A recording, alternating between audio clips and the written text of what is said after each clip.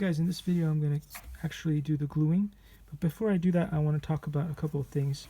First of all, this is the free wing system, but as you can see here, the painting was not done very well, and you have these lines, and this also happened on the other one as well. So I'm going to try to maybe face the lines downwards or something, so that they won't be as visible, or I may have to repaint them myself to cover it up. I don't know. You won't really be able to tell in the air, so that doesn't really matter. And as you can see here, this is a little bit jagged, a little bit more jagged than I would have expected. But anyway, it should be okay. I don't think you can do much about not showing it, so I'll just apply some super glue.